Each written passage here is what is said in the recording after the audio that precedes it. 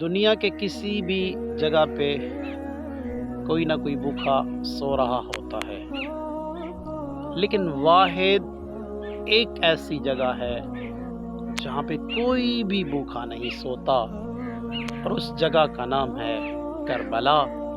اس لیے یہ کریم کربلا مولا حسین کا گھر ہے کہ جہاں پہ کوئی بھی بھوکا نہیں سوتا، اس لیے کہ یہ اللہ کا وعدہ ہے کہ جو اللہ کے دین کو زندہ کرتا ہے اللہ ان کو بھی ہمیشہ کے لیے زندہ رکھتا ہے۔